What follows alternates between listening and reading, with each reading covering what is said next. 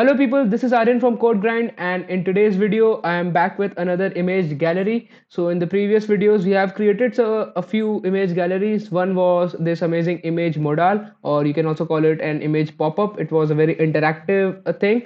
And then we also created an image slider, or also known as image carousel, using the Owl Carousel jQuery plugin. And the third one was this image gallery with the thumbnail previews, and when you click on it, the respective image gets displayed. So these were the three image galleries which we have created in the past, and in this video we'll be creating yet another very interactive image gallery, and it is a very new concept.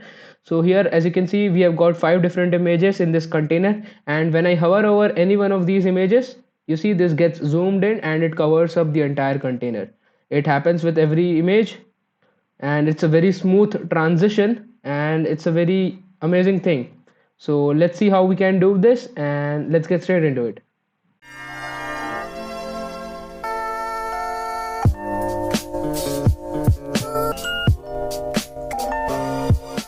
So here I've already made this layout. I have linked an external CSS file in which we'll be doing all the styling part for this video.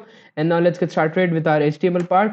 So as I already told you, we won't be needing any JavaScript for this particular image gallery, and we just need CSS.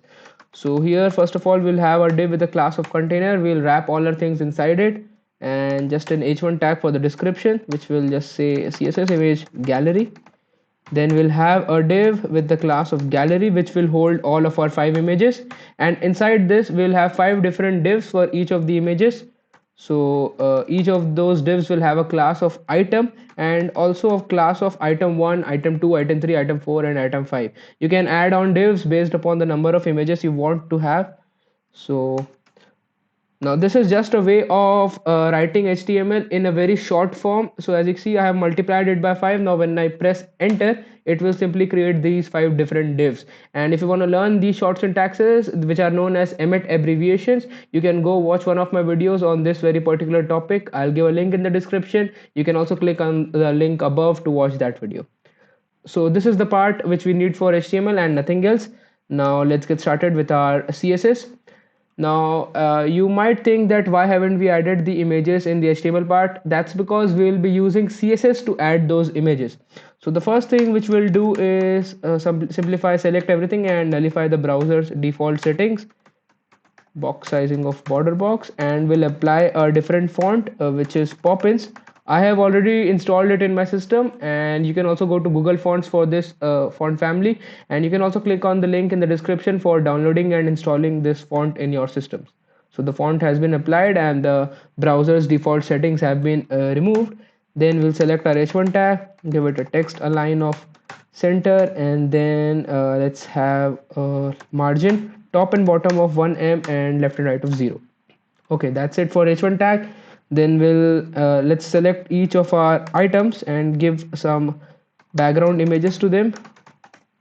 So background image URL, I have already downloaded a few images. As you can see, this 1, 2, 3, 4, and 5.jpg.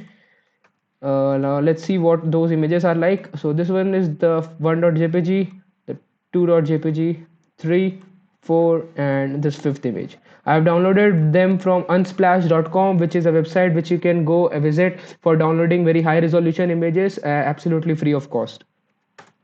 Now let's have our different divs.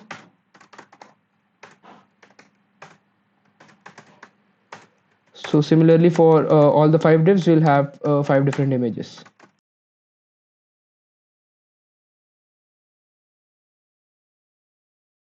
Now even after giving them background images, the images still aren't visible, and the reason behind that is because since these are background images, therefore there must be some height and width to the divs holding them. Thereafter they will be visible, and if we don't provide any height and width, then the images won't be visible as they are just the background images.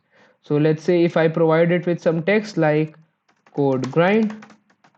So you see this red image, which was this first image, which has this same red background, is now the background image for this div. So that's how this background image thing works. Now let's select our body, give it a display of flex, and a justify content of center to center align everything. Then we'll select our gallery and give it a display flex as well. A height of 70 VH, which means 70% the height of the window, and then a width of 90 VW. Now still these aren't visible because we need to provide height and width to these divs, not to the div holding them. So now we'll select each div which has this class of item, give it a flex of 1. That means each one will have an equal height and width. Now you see all of these are visible, but their positioning is still not correct. So first of all, we'll give them height of 100%, then a background position of center. So now you see they are all center aligned. Then we'll give them a background size of cover so that they cover the entire space. Then at last a background repeat of none, so that if the image is small for the div, then it will stretch and cover the whole background.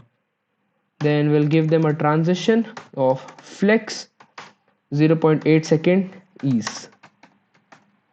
Okay, so this is the transition we have given them. So now we have to provide them with some hover effects. So whenever the user hovers over them, what we need to do is simply increase the flex to 100% so that that particular image covers up the entire container. So see, this is working absolutely fine. It is completely responsive and it will work on mobiles, on desktops, anything. And it is a very interactive thing. You can decrease this flex if you want. Let's make it 80%. And you see now it will only cover up 80% of the container, and rest of the images will be displayed like very thin strips. You can make that 50%, 40%, or whatever width you might want to add to it. So this is how you can create this very beautiful CSS image gallery, and no JavaScript included at all. Now if you like the video, then don't forget to subscribe to the channel and share it to your friends. And if you have any queries related to this particular video or any of my videos, then don't hesitate to comment and ask your doubts. And thank you for watching.